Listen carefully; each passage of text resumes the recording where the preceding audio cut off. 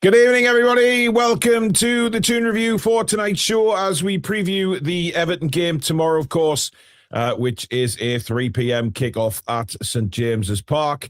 And can we start picking some more points up in the Premier League and start the journey up the table is the question.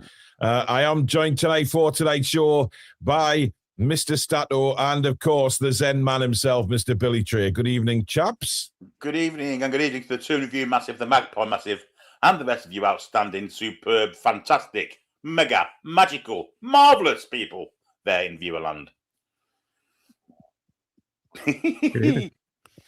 Ah, dear. I mean, Alex just sort of does something else while you're doing your intro because he knows it's going to be a while before he speaks. It's madness. Anyway, of course, the Champions League draw was made earlier on this morning. Thank you to everybody that joined me for the show. It is Barcelona, guys. Alex, we'll get your feelings on that. Yes, fantastic. I don't want to play Chelsea again. It's boring. Like, I don't want to play Premier League opposition. Yeah. I do appreciate that if we can get past this hurdle twice, there are a lot of English teams left in the competition. So if we can keep progressing, we're going to have to do that at some point anyway, because there's 6 of us still in it. It's just one of those things. However, I'm happy that we've got Barcelona. If it was the 2, out of the 2, definitely them. It's a historical fixture. And I want a bit of revenge because I definitely think we were hard done by last time. You know, you and I were there, Paul, behind the goal when Fabian Schär got injured. A concussion protocol not implemented, and he lost the header to Rashford, which got Barcelona's opening goal. So effectively, their opening goal came from a contested duel with a concussed defender who shouldn't have been on the pitch. And it's been an ever-present issue with Eddie Howe this season, with maybe letting the players over-decide. Anyway, we're getting a bit too into the details. Revenge. We owe them another game. I remember your reaction very, very clear when that goal went in. There was a few words. I'm happy with that. Oh, Billy, there was some language. He wasn't happy with the referee at all. I wasn't happy with Eddie Howe either. You should have taken him off. Well, yes, there was that as well. I don't think we conceded that goal if Fabian Schär concussed is not having to defend that set piece. Indeed. Billy? Yeah, the 2. I'm pleased with Barcelona. It's an adventure, isn't it? You know, going to the new camp. Yeah, it's just the Spotify Stadium, I believe. It's something named like that. Riddled with history and romance and joint killing, whatever. You know, we'll remember the Esprit game, and yeah, I'm really looking forward to it. Having said that, I know it was either Chelsea or Barcelona, but I'd have Spurs every round now. I'd have them next round, final. That'll do. Give us the cup now. Yeah, if only, eh? However, one disappointing thing that has been brought up by quite a few fans this afternoon is the ticket prices have been put up again. Another £4 on top for season ticket members for the tickets. A lot of people are saying it would have been interesting had we drawn Chelsea, whether they would have put the tickets up. I know £4 doesn't seem like a lot of money, but when you're paying every month, or and going away, certainly the away fans as well, it does start to develop into a lot of money, Alex. Yeah, I do think they should have addressed this publicly, because by default we're playing more fixtures now anyway, because let's be fair, we've progressed reasonably well across 4 competitions. We're on course to play a minimum of 58 matches this season. And just for context, I think I put this in our group the other day.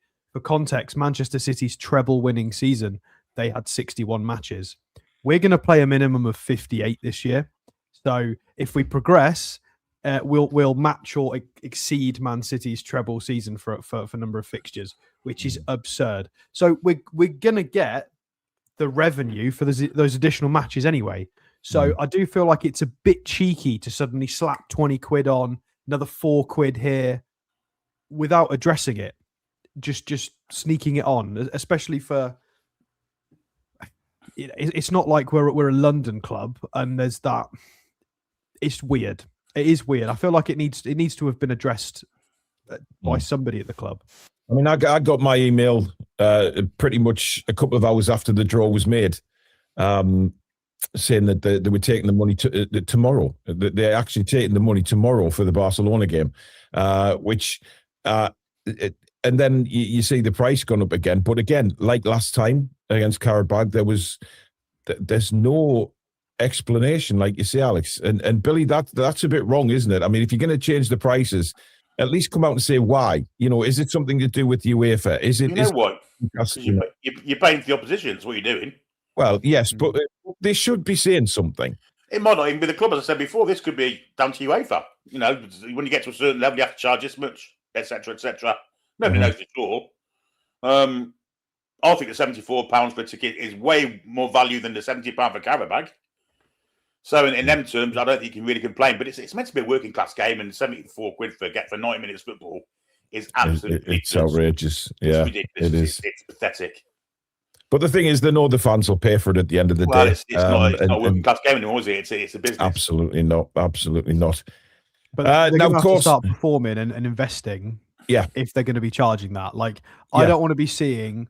I appreciate there are rules, financial rules that we're having to try and navigate carefully, but I don't want to be seeing nobody coming in a transfer window and us not recalling anybody from loan. Eddie Howe today basically said that he very not backhandedly, what's the word? He inadvertently suggested that the academy isn't good enough by stating that when you're good enough and you're ready, we'll use you. And the fact he's been putting 2 to 3 goalkeepers on the bench is an admittance that they're not good enough. In my eyes, none of them are good enough, according to Eddie Howe right now, apart from 2 of them who have got a long journey. So that is an admittance of, we've got no stadium. The academy's not fit for purpose at the moment, in my eyes, based on what I'm hearing. We've had no transfers in January, despite we really needed them. So if we're going to start putting these ticket prices, if we're going to be charging what the big boys are charging, then you've got to give the fans something back. I can remember paying 1993 Keegan's full season when we won the championship. We drew Chelsea away in the cup, and I paid £50 for a restricted view ticket then. And I thought, £50? £50 got a lot. We're buying all their merch releases as well, of which there's a lot of. I was going to mention the merch. Platinum Club and Bar 1892 tickets are £84. I mean, that's pathetic, isn't it? God. It's outrageous. It really is. It's and then all the money the fans spend in the stack as well. Not just the stack, the stadium itself. I mean, the fans are bankrolling Newcastle. I mean, richest owners in the world, remember. Samsonite Dove says, we'll be interested to see if they manage to get 62,000 seats at the Camp Nou for the game or remain at the current 45. Yeah, because they haven't opened part of the stadium yet because of it's still getting built. So it is restricted capacity at the moment at the Spotify Arena or whatever they're calling it these days. Now, Eddie Howe has also spoken this morning in his press conference. I have to say, he looked very relaxed this morning, very jovial with the journalists. We got some interesting questions, but I think what is pissing a lot of Newcastle fans off now is, of course, in the media again, loads of links to our players going elsewhere in the summer. You looked at, I think Sky did an article saying, Sky did a thing on there saying that there was going to be some sort of mass exodus from Newcastle in the summer. We've heard from back pages of Anthony Gordon going to Arsenal in the summer. Tonali, I've got a Manchester United account, which I am looking at right now, saying breaking news, Sandro Tonali has told his agent to get him to Manchester United at all costs. At the right price, he wouldn't be a bad replacement for Casemiro, would he? And these are the sort of things. Now, Eddie was asked about this in his press conference, and he did say there's nothing he could do about that. Obviously, he is manager of the football club. He can't stop these rumours or anything like that kicking around. He was asked if the Anthony Gordon situation, would that turn into another Isak? And he said it's completely out of his hands. He is not responsible for that. And I like the way that he fired back at the journalists as well, saying, well, I think there was one question about the rumor mill in the summer, and why does it happen all the time with Newcastle players? And then he went, "Well, you tell me. You guys are writing this stuff," and he's got a really good point there. It's not up to him to answer that. It's the journalists that are writing it. And I'm not saying it's the Northeast journalists by any stretch, but it's the media in general that are whacking these stories out and trying to unsettle our players. And it's clear that that's what they're trying to do, Alex. They got quite good at it in the summer, trying to unsettle our players, and they're doing it again now. I'm going to try very hard not to upset people, and this is not an attack on journalists. This is just my thoughts on it, and I can respect people for who they are, and this still be true. Oh dear, I'm dreading this. So realistically, if a player gets linked elsewhere, but they still play for our club, they maybe have a high release clause, a number of years left on their contract. Maybe they've got some children or newborns in the area. Their families are settled. They're very happy. They're playing good football. All of the above is a tick. But then a lot of the journalists will put huge clickbaity type headlines, whether it's on a newspaper, an online forum, or their own YouTube videos, very much trying to get the clicks of the neutrals and opposition fans because it makes their publications money. And it regardless of who it is, if we've got a player with 4 or 5 years left on their contract who is clearly very happy and progressing well, that's not what they're going to publish. They're not going to say Tino Livramento is going nowhere, bleeds black and white, developing well at the club, won a trophy. They're not going to publish an article like that because it's not going to sell as much. So they can't stand on this moral high ground hill that they're on because they're not allowed to, because they deliberately just promote as much as possible staying within the guidelines of the truth, most of them. They just publish what sells, not what is most likely or all of the facts. They'll just kind of manipulate whatever possible to sell as much as possible. Mm-hmm. So which is not what we do as fan channels generally. And it doesn't mean I can't respect journalists, because I do slightly, some of them. And I don't care if it's Friday, I'm allowed to do a rant. It irritates me because they get all the privilege of the press passes and the connections. They get the lot. And it's such a weird industry in that they can so finely dance around the truth and get treated so well for it. It's odd. It's I don't know. I feel like I need a shower. I don't like it personally. I think it's pretty odd. Billy, I mean, he wasn't confrontational with them. It was kind of a joking manner. But he still, I guess he still felt like he had to say it, because it is true. They write it. I mean, it's a silly question to ask the manager himself. But he admitted that he doesn't read any of it. He says the players will see it more than me. But at the end of the day, he did go on to say that all the players that are linked with moves away, that's in the summer. That when the transfer window opens is the time that people will say or think about their futures. But right now, they have to play at an exemplary level to get that interest. So he's just concentrating on Newcastle United and the players, and rightly so. And that's what he can do. Yeah. The journalists themselves, that they know where these stories are coming from. It's generally not the club. It's generally the players' agents or representatives or the middlemen, whoever they may be. Maybe Anthony Gordon's representative want to pull Liverpool out of the shadows. Maybe they want to pull Manchester City out of the shadows, try and create a bit of a war so their player can go there in the summer. I don't know, but it's generally down to agents where these rumours start from. And yeah, it's unfortunate. It's part and parcel of football these days. Well, this is what Eddie had to say about the. I found one. Oh dear. Okay, well, I mean, most of them are the same thing, aren't they? Because they're all reporters, but they're also journalists because they've all got like columns and they're all writers. Yeah. and experts. And the journalists lap it all up of because the it's column above. inches. Like you say, it's column inches, isn't it? That's what it's all about. Of course really. it is. Well, this is what Eddie had to say on the Anthony Gordon one. I need to ask you as well, back page of one of the national papers today linking Anthony Gordon to Arsenal in the summer, of course, on the back of the Tonali stuff we all spoke about in here a couple of weeks ago. How does that make you feel? Is it unsettling for the player at this stage of the season? Only if he reads it, I suppose. I mean, there's always, in this sort of age that we're at, there's always rumour and speculation, and I don't see probably 90% of it. I'm sure the players probably see more than I do. But I think it comes with the territory of being a top player and playing at this level, that there's going to be speculation. I think you've just got to put it out of your brain and you've got to focus on the football, because as we know with our schedule, there's so many games, there's no time for distractions. We have to be fully focused on each match.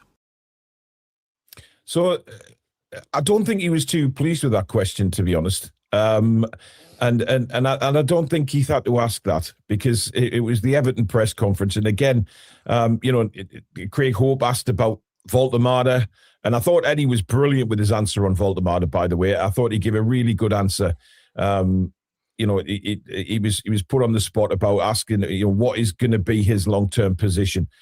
But Eddie then went in to talk about, the really good stuff about the physicality of the Premier League and how they're working with Nick to get him up to standard on that and the physicality. And that takes a long, long time to do, because it's one of the quickest and most physical leagues in the world. Statistically, that's been proven as well.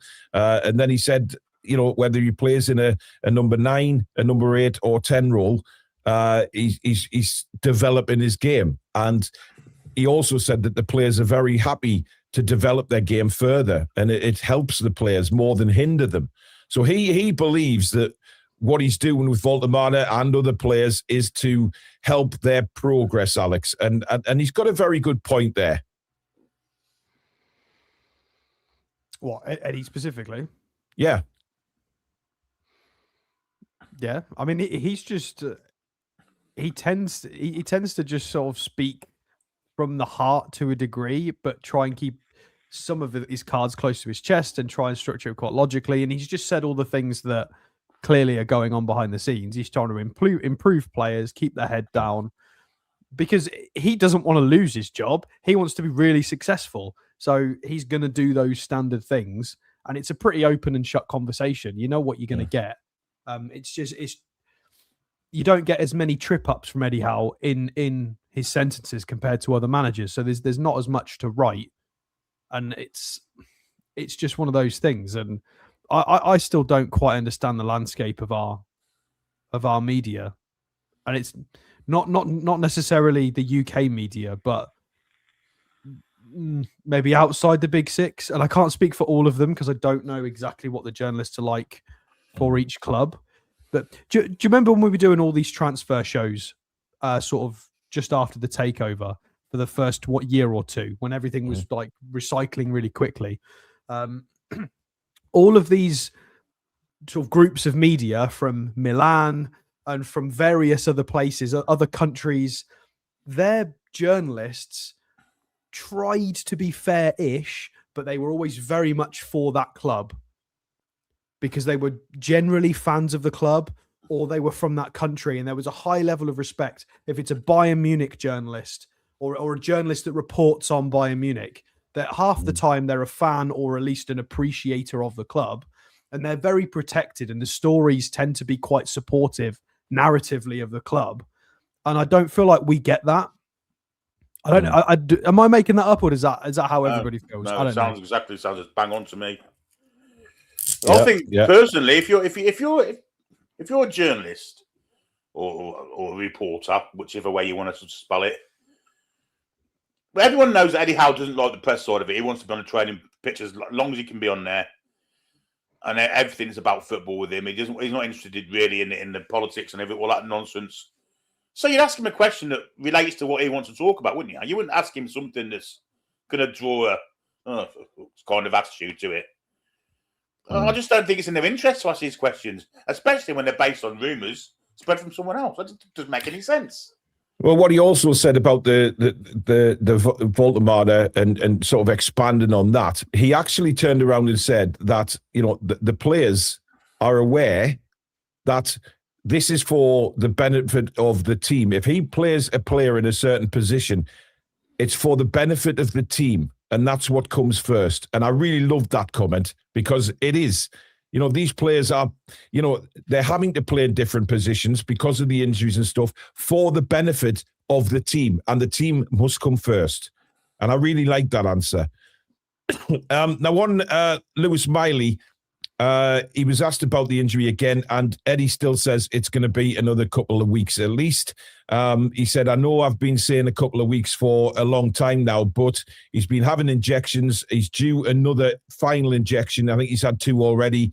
And then it should be a couple of weeks after the final injection. So, I mean, this obviously the injury to Miley is a lot more serious than I think Alex Newcastle have actually, you know, said. I mean, Claire G's just taking the words right out of my mouth. It's the longest dead leg in history. It is, yeah. Yeah, it's crazy. It's crazy. But he said something else quite scary in that if they didn't approach this carefully and correctly, I can't remember exactly what word he used, it could have ended his season. Or could end his season. I don't exactly know what he meant by that. Well, what he said was if they don't manage it properly, he'll be out for the rest of the season, which gave me the indication that this is quite a serious injury. Billy? Again, I'd like an Eddie Howe advent calendar because you get about 85 chocolates in it. Yeah, that's true. I mean, he isn't going to... He's been misled by his medical team again. He must be. He's not going to go out there and say this week in week. He must be pissed off saying, 2 weeks, 2 weeks, 2 weeks. Who's giving this information? And if it's the medical team who are, as we know, generally pretty poor, then they need to reassess that again by the sound of things. I mean, he reiterated again, it was a dead leg, but they discovered muscle. I can't remember what he said, whether it was muscle damage or disruption. Yeah, that's the word he has said both, and he yes, he has. Yeah, he swapped it across press conferences today. He said disruption. So I guess we'll have to wait and see on Miley. But that comment about managing him properly, or it could end his season, that's a little bit worrying because, you know, it's obviously quite a serious injury. He's been out a long time now. And I guess, you know, it's just hopefully they do manage it properly because it's obviously a nasty injury and we do need him back, but they don't want to take any risks on him. I mean, I can understand that. So Miley will be missing for a while. Jacob Ramsey was scheduled to train today. So if everything went okay, then he should be back in the squad tomorrow after a little hamstring problem in midweek. But apart from that, the injury list is staying the same. You know, Livramento was the same timeline, etc. Craig Howe put a thing out yesterday saying that Bruno's going to be missing for another 10 games. Now, nobody's really challenged Eddie on that today, which I thought they might have done, given that Craig Howe was sitting. Is that not the right timeline? No, he said a further 10 games, because I think it was 10 games originally, wasn't it? And then he said a further 10 games from when he saw the doctors in Brazil. Look, we'll never know. I can't remember. We'll never know. Anyway, before we look at some of the Everton stuff in graphics, I want to get your take on this, guys, because this came out, I think, a couple of days ago, that this could be our new away strip for next season. And if it is, take my money. I haven't seen this. Look at this. It's anything like the fucking home strip. No. I think you'll like this, Billy. Yes, I should be having one of those. Even that though is, it looks a bit Alex, Scotland. come on, man. It does look a bit Scotlandy, I've got to say. Oh, that's exactly what I was going to say. Yeah, Billy. but what would you rather have? I can picture John McGinn in it. That's my problem. Yeah, but we might sign him in the summer as a celebration of getting that. It's I love nice, the fact that the old badge is on there as well. I just think it's really nice. I love that. And I think, you know, looking across social media comments and stuff like that, when this has come out, there's a lot of fans really do like it. And, you know, given what we saw of the home strip, this is much on it. It's a brickwork design, Billy. From St. James's Park, apparently. Yeah, it is. Yeah. or any other wall in the country. Well, yes, but but it's meant to be that. But I really like that, guys. I have to say, I like it, yeah. But I mean, it has got a bit Hampden Park all over it. Tartan shorts, Charlie Nicholas from the 35-yard line. Bloody hell, man! You just can't please some people, can you? I think it's the V at the top that's doing it for me.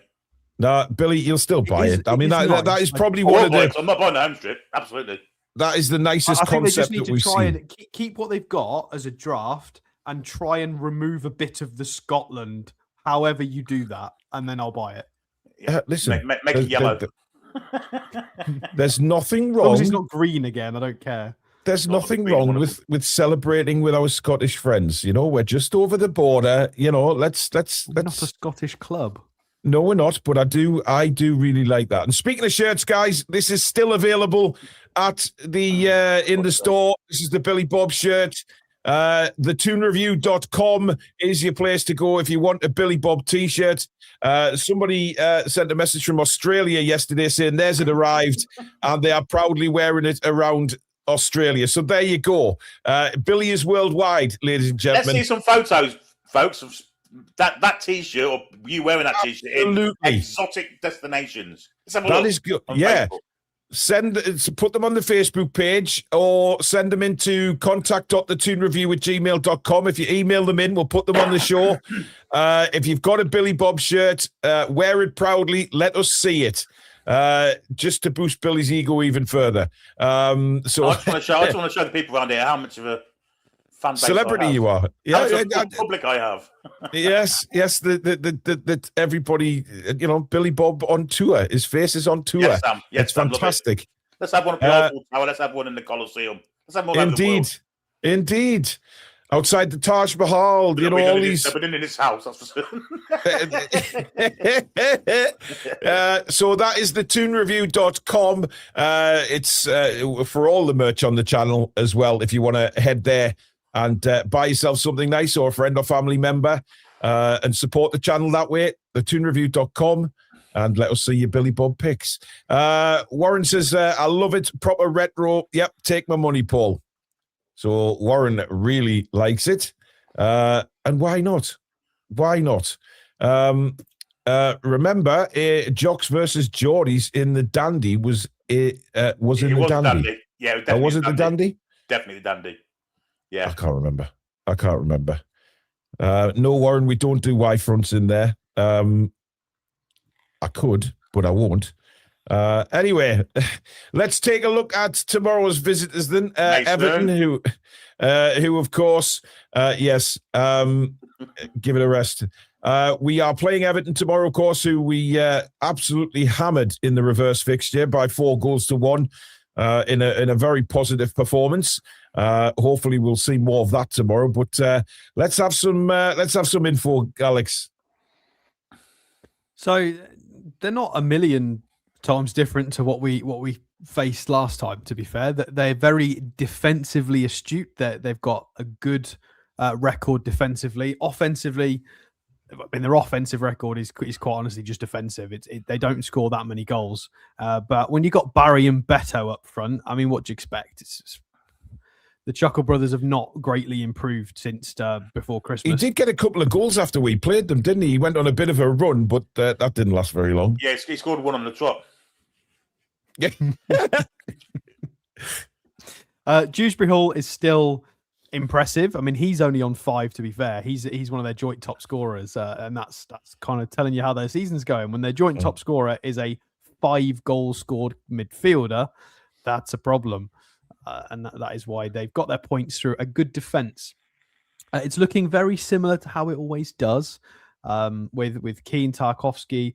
Branthwaite is back, of course, the Mackham himself in goal. So this is their predicted lineup on SofaScore for tomorrow. We are quite scared of never rely on a Barry. It's very true, Chris. Very true. The 3 behind the striker are the danger men. I'll let these two giggle. That's an old TTR joke there. It's an inside joke for people who've been with us for a long time. Chris, that's fucking fantastic, man. That's awesome. Oh, dear me. So the three danger men are the ones Wow. behind the striker. Although we've still got to pay respect to whichever lump they stick up front, because you never know, they might turn it on. And Dye is definitely the scary player, certainly, especially if Dan Burn or Willock goes walkabout, if he's playing, whoever it might be. So we've got to be careful, and they have got quite a rough and rumble midfield, although they are quite small. So hopefully with Joe Linton back, we can bully them a little bit. That would be rather nice. Recent lineups are quite similar to this. They've got the youngster in midfield. It's all very much the same. It's one change difference. Instead of James Garner there, they did lose to Manchester United in this game. And then prior to that, they played Bournemouth. And again, that was a similar lineup. They did get a red card, to be fair to them. So Barry again. I mean, he's having a great day. I think he scored more than Wissa, though. And their goal was a penalty in this match. And Ryan, of course, doing his madness since signing for Bournemouth. It is a shame. We were linked with him for about 5 minutes, and he's gone to Bournemouth. Yeah, we were. Outrageous. By the way, Everton are better away from home, it seems, definitely. than they are at the Hill Dickinson. Well, it's funny you should say that, because I can get you the away table. Here is the away table for the Premier League, and it does have Everton in 6th. So they've played 13 and won 21 points. Where are we on that table, Alex? Oh, there we are. We are 15th. So it's improved. Well, maybe improved is the wrong word. We've won one of our last 5 away games in the Premier League. Yeah. Premier League's a different thing. It's not fantastic. Although XG table in our defence does have us in 7th. We have been shortchanged slightly. We should have scored 2.5 more goals than we actually have, and we shouldn't have conceded 6.5 that we did and have done. So well, we're in the XG league overall, Sato. Or is that the overall table? That's the overall XG. This is the XG table. Yeah, we're 7th. Well, maybe we'll make the XG UEFA conference next year then. Yeah. Exactly. I mean, Stats for Everton, if I can find them, here they are. So if we swap to players, their top scorers are there. Not great. It's their attackers and midfielders, but they're all on 5. I mean, I have to ask how the hell Tieno Barry has 5 goals. I mean, that game at St James's Park, me and Billy were literally on the floor. I mean, can you remember the goal he scored? And he thought he'd won the World Cup. It was unbelievable. And he missed it. He missed it. He was offside. He celebrated like he won the World Cup, and it was a goal to make him 4-1 down. We were pissing ourselves, weren't we? Yeah, but it's because he hadn't scored, and it was. And he still hadn't after he scored. Yeah. I don't know if Grealish is injured. Probably. We'll have a look in a minute and see if he's injured. Yeah. He's out for the season, Grealish. Yeah, he's gone. Yeah. Oh dear. Right. Well, let's have a look at the team data then, and just kind of show you what we're looking at. So goals per match, 15th in the league. They're scoring 1.1 per match, but they are conceding 1.1, which is definitely better defensively, and they are 4th in the Premier League for goals conceded per 90. That is very good. So that is where they've got a lot of their points from being very defensively solid. Clean sheets, they've also got 9, which is certainly helping as well. Average possession, though, they're scared of the football. Yeah, don't have it a lot. Quite a lot. They don't like touching the ball. So 44.1%. Of course, in the reverse fixture, they kind of hoarded the ball and were very aggressive against us in the first 20 minutes. And we were all a little bit scared that Everton were looking very scary. And then they just completely capitulated for the rest of the match. So it's one of those. We would hopefully, at St James's Park and against a team like this, we would like to be having the lion's share of possession. But again, we're going to have to try and pick that lock. Yeah, there you go. There's their XG. It's even worse. 31.5 goals they should have scored, and I don't think scored that. I've got to find the table, Billy. Hang on. It's kind of actually different. They've scored 29. They've scored 29, and they should have scored 31.5. How do you score 31.5 goals is the question I will ask. Well, because it's a measure, isn't it? It's not. Yeah, I know, Alex. Goal. I mean, for Barry, he probably like to score half a goal because he can't even get one at the moment. Yeah. You know, you look bad mouthing. He's guaranteed to get a hat trick tomorrow now. Yeah, will, come yeah. on, Billy. If we let Barry score a hat-trick tomorrow, then there will be hell on about how we defended. What a bouncy goal against someone. I can't think who it was, but he got through and chipped the keeper. Brilliant goal. I can't think who it was against. Yeah, he meant to put it in the bottom corner. He ended up chipping the keeper, Billy. It was a really good goal. Can't think who it was against, but it was a good goal. Well, shots on target is not quite as scary either. It's low volume of opportunities. Again, they're not seeing much of the ball, and when they are getting in a position to shoot, it's not very many times. 3.3 on target per match is quite low. So we've just got to make sure that we are switched on when they do get those opportunities. Passes and everything to do with possession you would expect to be quite low. Low volume of big chances, again, because they don't have much of the ball. Right, there we go. There's a bit of directness there. 22.2 accurate long balls per match. They are going to throw it up to the lump. Accurate crosses. There's us again with that fun first place in a metric, and we don't score from crosses, but never mind. I'm saying that, Star, it doesn't seem to be the greatest statistic to be top off. Look at who's second. That is yeah, true. it doesn't really tell a story, does it, in all fairness? Are we still first for corners? Yes, we are still first for corners. 185 corners. 20 clear. Oh my God. If we were just a bit better at scoring from crosses, set pieces, and corners, we won't. Botman got one the other night, didn't he, from a corner? He did. Yeah, So but maybe- only to make maybe up for his two calamitous efforts previous to that. Well, maybe, yeah. Penalties awarded, they've only had 2. I don't know where we are on this list. I mean, we just can't let Gordon take it this time, which he will try and take it because he's the penalty taker. Yeah, look, can I just say about that? I hope we do get a penalty and he smashes it past that fucking T-Rex bastard. Honestly, I do. And I think he will. That ball, then, didn't it? Some effort went into that T-Rex bastard bit there. You what, mate? At the end of it, some effort went into that T-Rex bastard. I started the sentence like as I was exhaling, Billy, and it sort of and I ran out of fucking oxygen. Oh, dear. Are they overperforming their XG conceded? 39.6 goals, and they have conceded 31. So yes, they are outperforming their defensive statistics. So Yeah, whether so it's a look how combination of the Pickford- defenders and the goalkeeper, well, it's probably all of the above. Let's just get rid of that tab that's in the way. Clearances, 6. So, yeah, again, the low possession team, they're going to have a lot more metrics. Although possession won in the final third is pretty high. So when they do spring a trap and go chasing, it's quite high compared to some of the other teams in the Premier League. 4.1 is not bad. But again, they've got quite an energetic sort of attacking line in behind the striker. So I am a bit surprised of this for David Moyes, actually. I didn't think it'd be that high.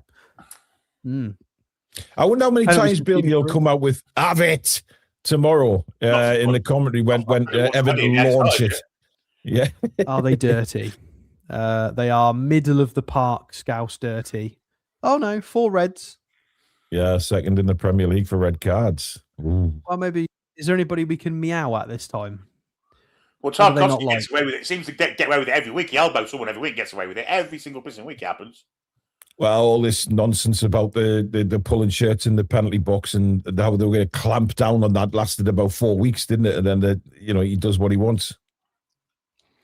I wonder what FotMob's predicted team is. Should we have a look? Ian, yeah, I hope Darlow do really well tomorrow. They're playing well at the minute, aren't they? Under Stevie Watson. So hopefully another win for Darlow. South Shields also at the top of the table, so it's good for the North East. I was on the piss with Steve Watson the night of his debut when he was 16. He wasn't on the piss, but his dad was. He was with him. I don't know if anyone knows that. Thanks for telling us that, Billy. Wedding reception in Whitley Bay. Awesome. Anyway, the predicted lineup for both websites, they think it's this for Everton, so that's probably what they're going to go with. Well, I mean, ours. We'll pick ours in a minute, but. What's the difference here? Barnes, Gordon, Alanga. Is that the same as the SofaScore one? I did that on Walter Madden front. Did it? Yeah. So who've they dropped? Well, how are we, Alex? We know these lot are so lazy when it comes to trying to do a predicted lineup. They are terrible at it. They get the interns to do it. Really bad at it. Yeah. Warren says we should celebrate like a goal when we get corners. Do you remember that team? I can't remember where it was, but they hadn't scored for so long. And then the fans behind the goal all had arrows pointing at the goal. Yeah, So whenever they were coming down the right, they were moving. It was fantastic. They hadn't scored for such a long time. That was brilliant. That maybe we should, do something like that. Get in the. I don't know what to train on because the size of our players. We should be scoring a lot more from corners and really crosses into the box, given the height. I don't understand it. But, hey. I wonder what percentage of those crosses are coming in when Voldemort isn't on the pitch. Yeah. Billy, I'll let you answer that one. No, I think it's a good thing to have the dog fighting because you can blame him. Absolutely. Silent, but very deadly. Anyway, shall we try and put a Newcastle team together tomorrow? Because, we do this every week, and to be honest, by the time we've done it, normally Eddie puts a surprise in there, to be fair, and it never works out like that. But we've been right on certain occasions. What are we doing here? I don't know. I'm throwing something on the pitch. Yeah, that looks pretty good to me. I think that's the starting lineup. There you go, done and dusted. Good night, folks. I don't see him changing that. I don't see him changing it. I know we want Voldemort up front, not in midfield, but I guess, like he said in the press conference, it's for the team's benefit that we, because he did mention Billy, that very nice little pass to Murphy. He didn't say anything about Murphy's finish, though, funny enough. But he did mention that's what he's capable of. I thought that. He glossed over Murphy's very quickly. He said Voldemort is passing with loads of enthusiasm through to Murph, and then he just ended it. We didn't see I can't see anything different to that. I really want the physicality in this game because I think I appreciate you might need some intricacy to try and break through their irritating defense, but I don't know. I'd rather go with a battering ram. I'd like to see Ramsey in there somewhere, to be honest. No, I'd prefer battering ram tomorrow. Well, who's the battering ram? Joe Linton, obviously. Down. Yeah. The problem is, Billy, if you want to do that, you're going to have to rip up the entire playbook. That's unless he plays Ramsey out left again, like he did last week.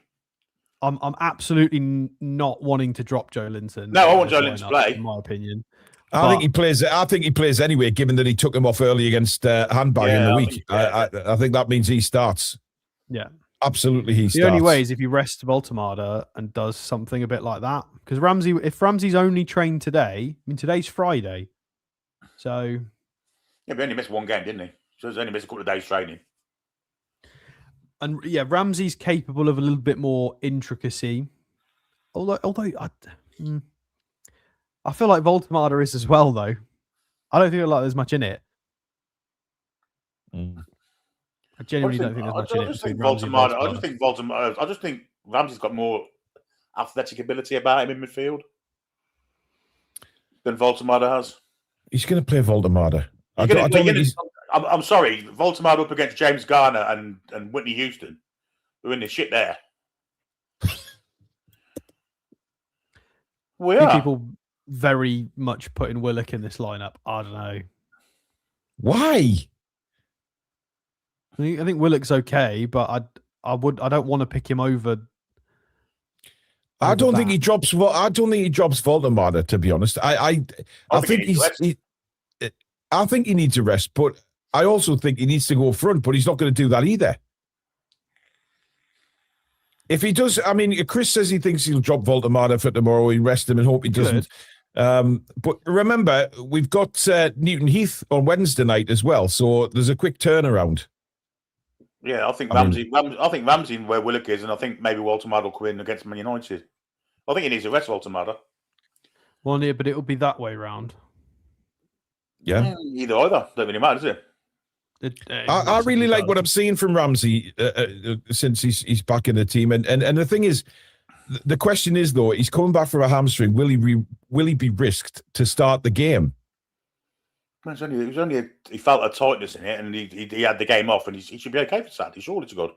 Well, I would expect so, It Billy. was only a precautionary thing, wasn't it? Why he didn't play in a game that was already done and dusted. I think surely Gordon's going to start up front. I've got no doubt that he will. And that means that Barnes has to play left. Yeah. Well, the thing, unless like everybody else in this fan base was sick of the right-hand side at the minute, and he puts Barnes right, Gordon left, and Volter up front. Or he could start Wisser. Is a shout? No. What about Sula? Let's gloss over that, Billy. I mean, you could do that. That's definitely an option. I'm not opposed or if to that. Voldemar needs a rest, does he start Wisser? No. I don't think Visser's ready to start at all. I don't think he's ready to play at all. How long did he get the other day? He got like 20, 25 minutes. That was long enough, to be honest. I want to win this game. I don't want to play a player who's not got sharpness at all. Listen, we need to win the game. We can't drop more points in the Premier League. If we're wanting Europe next season. I think Gordon through the middle against Tarkovsky and Michael Keane. There's no way you start Visser in this game. I'm sorry. I agree. Gordon will disappointed. Elanga or Murphy, by the way. Elanga. Cool. I mean, that's not. I'm sorry. There's no way that a bunch of coaches and analysts are going to sit around a table and go, "Yeah, it's fine. We're not even going to go there. We're not even going to go there." Go on, do it. Go there. What? Go on, Stato. What? Say it. What? What was he going to do? Talking about starting Visser, there's no way with Voltemada playing fairly well recently, Gordon playing out of his skin. What What did Billy mean by do it? Do what? Because he was going to say something and he didn't say it. He was on about Wisser. Oscar. I'm just saying, Visser's been he wasn't great when he was playing regular minutes, and then he's got an injury. He's had 20 minutes since he's come back from injury. And if you're sat there as a coaching team and you go, right, what is the lineup, the starting lineup that is most likely to win us this game? If anybody puts their hat in the ring for Visser as a starter, you sack them on the spot because he is the least effective of the three based on all of the information we've got. Based on sharpness, fitness, goal scoring, every metric, you can't find me a metric that makes me want to start Visser over the other two. It's just not possible. Volter's been playing horrendous. Are we watching the same game? Well, he wasn't horrendous in the first half against Karabakh. You were watching the Spurs game, mate. That's not Voltemada. I think he might have been talking about the second half as well. He was dreadful in the second half, but he needs a rest. Barnes as well, guys. Let's not forget, Harvey Barnes is a little bit out of form at the minute because and a lot of people are shouting for him to have a rest. But then again, he was responsible for both goals against Handball. Exactly. He's still making the right runs. He's still getting shots off. I think I said this the other day, didn't I? Was it in the match review? If this is Harvey Barnes' bad form, I'm cool with that because it's still a reasonably good level. So I've got no problems with still playing Barnes because he'll pick up and one of these shots will go in. You know, it's. But the way Everton are lined up on that FOT mob thing, and I don't think Ndai will play against Hall. I think it'll come over to Trippier's side. Got no doubt about it whatsoever. Yeah, well, if Moyes does his homework, then that will happen. Well, he will have done his own work. There's nothing David Moyes is without. You know, he does prepare well. So Whitney Houston will play against Trippier, no doubt about that. You basically, as soon as Trippier gets to about there, you aggressively press and try and immediately dink a ball into that space, which is what most teams have hurt us with. Although, to be fair, he's got his skills, doesn't he? He's just a really, really good player. Yeah, well, he could do it on his own, to be fair. He's got a lot of technical ability. He's only going to ask why I keep calling him Whitney Houston. Who are you calling Whitney Houston? The Everton player. Who's the Everton player? And I... Yeah, how long have you been waiting to do that, Billy? Since the last time we played him. Yeah. Yes, Malik Chow is back tomorrow. Now, there's a question. Which two centre-halves does he start? Burn and Chow. Why? Which he's never dropped down during years. Yeah, but Burn wasn't great against Karabakh, guys. He wasn't. Did you watch? Yes, but Botman was rusty through just coming back. Let's be honest. He was rusty through coming back, and we all know that we wanted Chow and Botman to be our number one centre pairing, didn't we? Quite honestly, this is the one rotation where I don't mind. If either name is on the team sheet tomorrow, I'm not too fussed. I think they're both generally good centre halves. Botman's more technical. Burns more of a leader. They've got different qualities, but I wouldn't be too upset if either of them started. I mean, look, it's a huge game. We've got some big games coming up. Surely that's a good enough side to beat Everton. Surely. I should bloody hope so. They're not a bad side. They're not a good side either. Hi, TDR. Just a thought. Play Alanga on the left. Play Jacob Murphy on the right. Ramsey in a 10. Gordon up front. Can bring Barnes in second half if needed. And Voltemada as well. No, that's not going to happen. So that means you want to put our least effective wingers. That means we have to play at the same time. You know, it's bad enough with Alanga at the minute, but that means Jacob Murphy would have to play as well. Bless him, and he's not. Yeah, yeah, not for me. But he's still got options, hasn't he? Even though we've got like crippled by injuries, he does have options. Who's on the bench? We'll get Wiss out the handbag anyway, can't we? Yeah, Wiss is still in the hand. Well, not actually thinking about it, put him back. Right, Ruddy, Ramsdale. These two are staying. Can't get a separate handbag for him and put him in the canal with my pet rocks. Billy. What? No, we're not doing that. Dear me. Big Tank says, have you guys seen the Noises video on Voltemada? He got some good points. I did watch it, actually. He has some good points. YouTube channel, Billy. I've never seen. Have I seen him? I don't know. He started a few months ago and just does pre-records. Yeah, oh, I know what you mean. Yeah. He did have some good points, but again, it's everyone's different opinion on it, isn't it? Loads of people have different opinions of it. Sean says, any of the young guns usually on the bench playing tonight? Great show, lads. Going for a 4-1 tomorrow. I haven't checked that, actually. Do you want my Voltemada penny's worth? Yes, I have please, got a Billy. penny's worth of Voltemada. If you're playing with good as a centre forward... Hang on, I'm looking at 2 seconds, Billy. Neve is playing tonight. But there's no Shahar. There you go. This is the match centre for tonight. So we're 2-0 up against Brighton U21s. Oh, Neve scored twice. Well done, Sean. Mm-hmm. So who would we call up? Oh, Pivas is playing. Pivas. Yeah. I mean, the side is Harris, Mason Miley, Watts, Pivas, Thompson, Finneran, Fitzgerald, Bailey, Neve, Munda, and Sung Soo. So there's no Shahar there. What about the bench?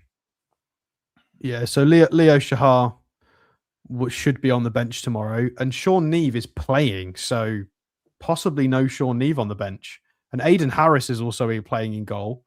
So I don't know what our bench is going to look like because it'll be Ramsdale. If Sean Neve's not going to be on the bench. Yeah, but Sean Neve played last time and he still played. He was on next day, Alex. He was in the squad. He was on the bench. Yeah, it happened last week as well. So I guess time will tell.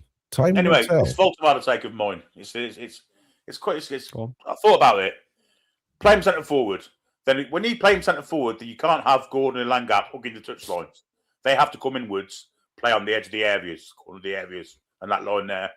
The fullbacks then get the flanks. You've got your support for Voltemada more centrally, and therefore you have more support around him. So anyway, doing it. You could play asymmetrical, so you could, because your left wingers are all right-footed. So you could have put man the normal way. Yeah, you could do that because Gordon or Barnes on the left are always going to want to not hug the touchline because they're going to want to be a little bit further in.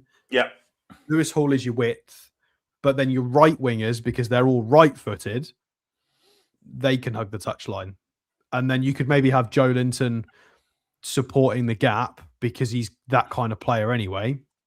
Well, we could definitely make this work. We've just not been able to make it click at all so It far. wouldn't take too long either. You'd think, would you? You know what I mean? It's not too much of a massive move, is it? Really? Yeah, I wouldn't have thought so. But it's all well and good saying it out loud, but it depends on what the opposition are doing in front of you to like mitigate that as to whether you can pull it off. Like it's not as simple as that. It's not Football Manager. Oscar says choosing between Elanga and Murphy is like deciding whether you prefer haggis or kippers. Haggis is lovely. Oh, trust you to say that. Yes, haggis is lovely. It's hard to catch them though. Why is it hard to catch a haggis, Billy? Well, if you go mountain haggis, they've got the back legs are smaller than the third, so they can run on the slant. So it's virtually impossible to catch them. Pretty quick. Awesome. As for kippers, they smell like. Well, I'm not going to say what they smell like. No, please don't. Please don't. Sophie says, Billy, it's almost like you watched Germany utilize him properly. It's crazy. There you go. That's what they do, isn't it? Yeah. But we also don't have like Serge Gnabry and Florian Wirtz and stuff. So I think Anthony Gordon's better than Serge Gnabry, to be honest. I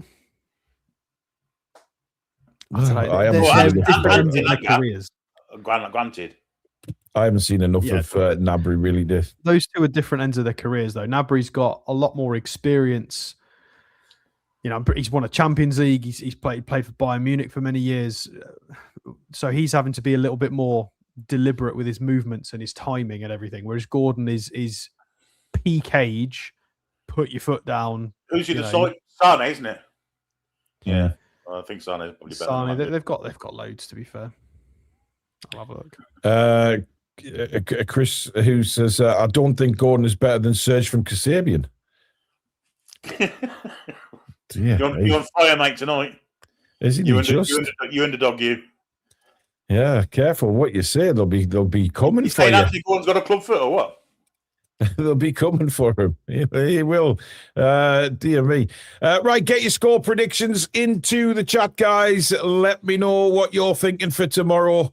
We'll start off with you, Billy, this week. What do you reckon for your score prediction?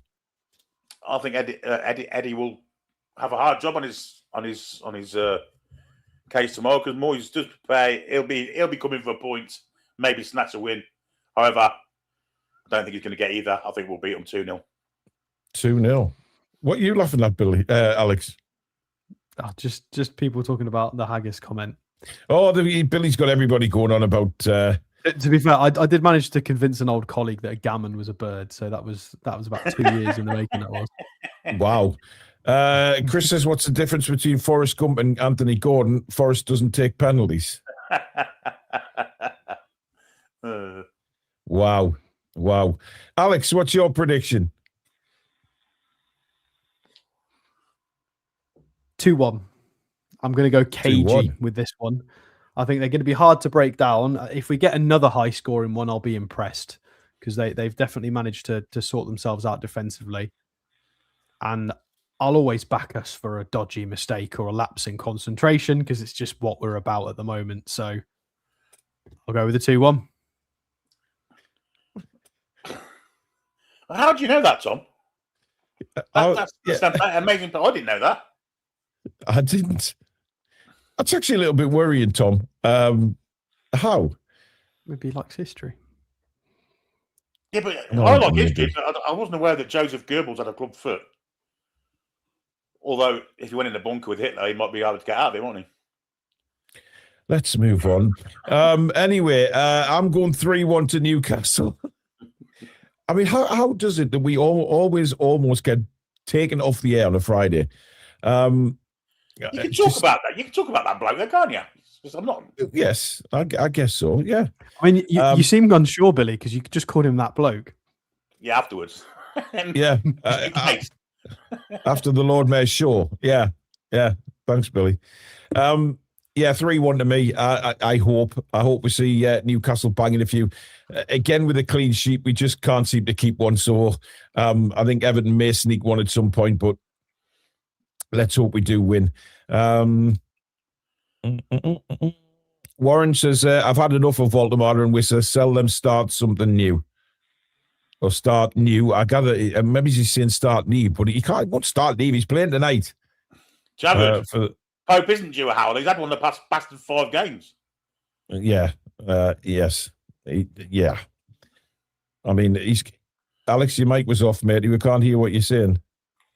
I probably should have kept it muted, but it's Stuart Atwell is the official. Oh, fucking hell. Trickle-town. Mm-hmm. Hey up, you're thieving in my garden. That's not speaking and eating. Thanks, Billy. Channel Right says kippers are lovely with a poached egg. Ooh, I like poached egg, but I don't like kippers. Your house stinks. Your house stinks for days. House smells like in Amsterdam. No, I'm going to say anything. Yeah. Lots of people. No, not a cafe starter. No. Yeah. Anyway, lots of positivity in the chat for the score predictions. A lot predicting a win, a few draws in there as well. But confidence is high, I think. Oh, Kippers Vindaloo. Are you having a giraffe? Kippers Vindaloo.